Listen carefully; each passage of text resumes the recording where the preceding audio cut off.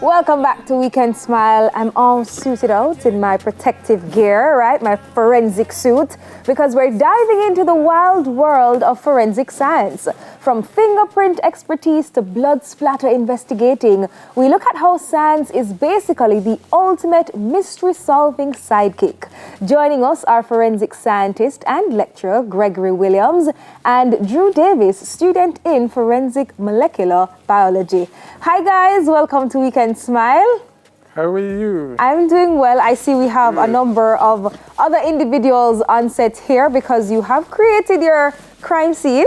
Yes. But we're going to get into that a little bit later on. But Gregory, can you start by explaining what forensic science entails and why is it so vital in investigations? Okay, well, forensic science is science used for the resolution for legal dispute in the court of law. So it encompasses all the sciences put together, but we actually use it to help solve crime. Okay. Okay, so that is what it really is about when speaking about the crime scene, and how you're going to investigate what you're going to do. For example, you have a murder scene and you need the forensic expert to come on the scene. You need the crime scene examiners to come in and display the talent, as I said.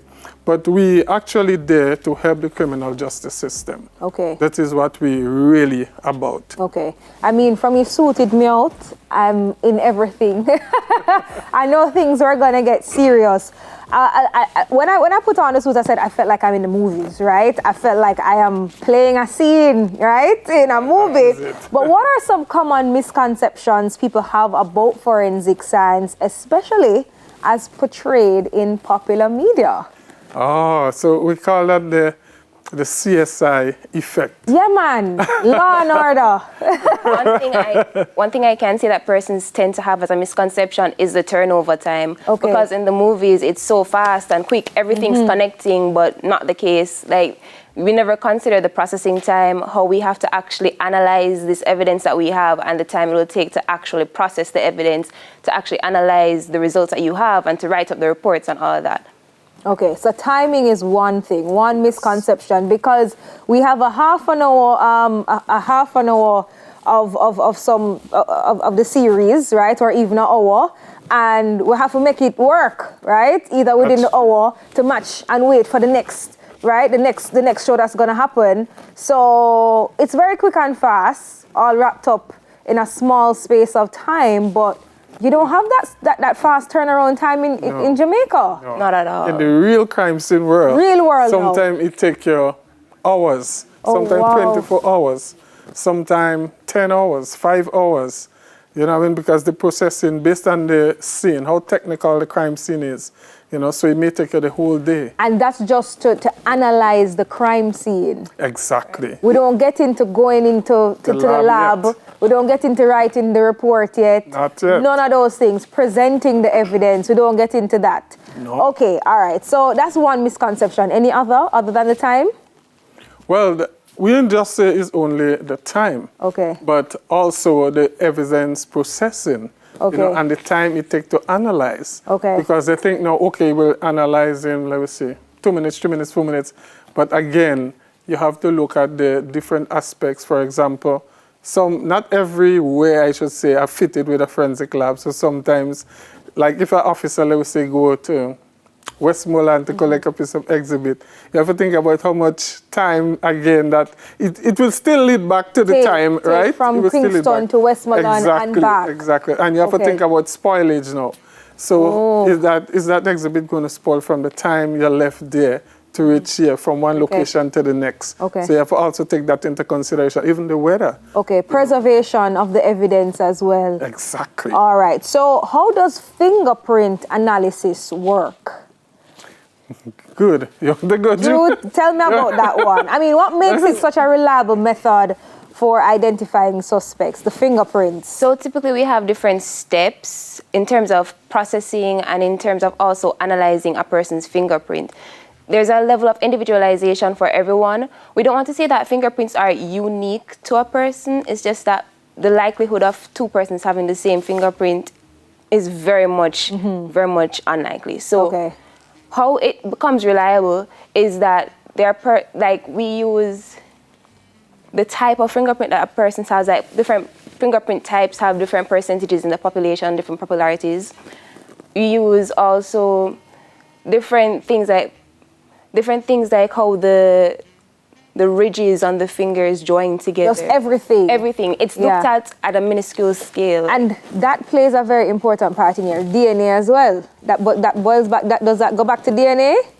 Well, yes. Because, I mean, I have to ask, you know, right? I'm sure, because every time we do science and we're doing these forensics, everybody always talk about DNA, and DNA is in everything, right? DNA is from what you touch, to what you drink, to the hair on your head, every single thing. But if I say something in relation to fingerprints still remain the #1 means of identification. Ah, okay. You understand? Because the thing is, twins share the same DNA. But they don't share the same fingerprint. Oh, wow. All right. So we have a demonstration that's about to take place now. I have my friend here. What's your name, my dear? I'm Nadisha Pinnock. Nadisha. All right, Nadisha.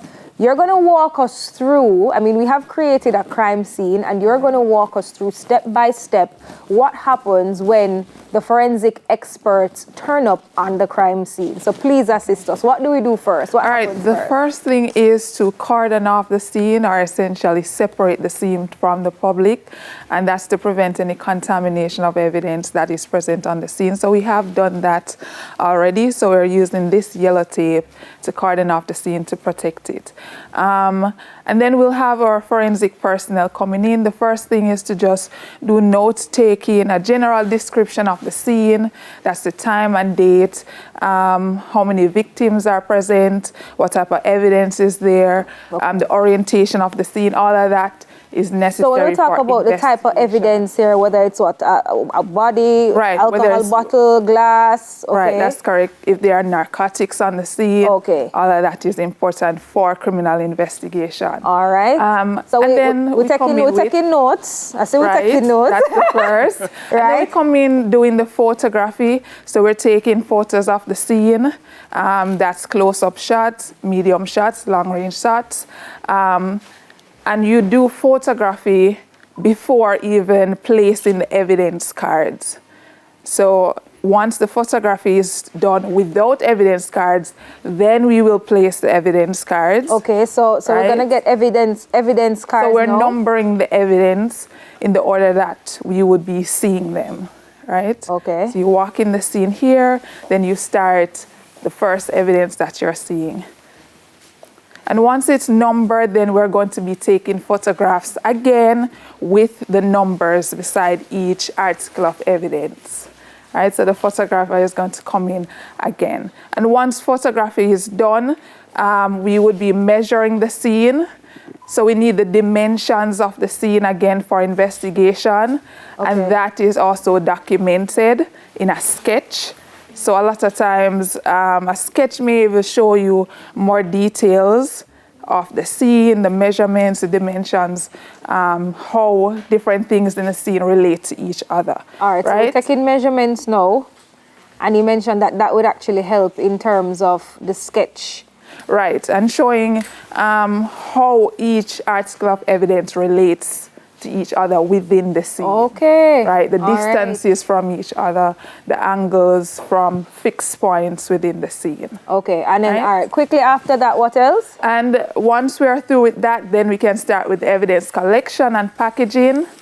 So all of this will be documented. So while forensic personnel are taking in evidence, packaging it, sealing it with a protective seal, all of this is being documented. Okay. All at the same time. To get and take it to the lab. Right. I mean, my final question for you, Gregory, because we have to go quickly. What do you see the future? What do you see as the future of forensic science here in Jamaica? Well, I see it reaching places because, for example, if you look at the crime situation right now, you know, more forensic experts are needed, especially, we say, in the constabulary. They need to build another forensic lab because the crime load at this moment, one lab is not capable to handle that load. Okay. And they should maybe have it in Montego Bay, another department within the forensic lab, which will actually help to alleviate some of the crime situation and speed up, processing, speed up the lab time, the case time in which you prepare the evidence to go to court, etc. So but still going places. Yes. Okay. And it's improving quickly with the emerging so much technology right now. We make it very easier. All right. Thank you guys so much for joining us this morning and stopping by to enlighten us and teach us and educate us. Forensic scientist and lecturer Gregory Williams and Drew Davis, student in forensic molecular biology. We'll be right back with more on Weekend Smile. Stay with us.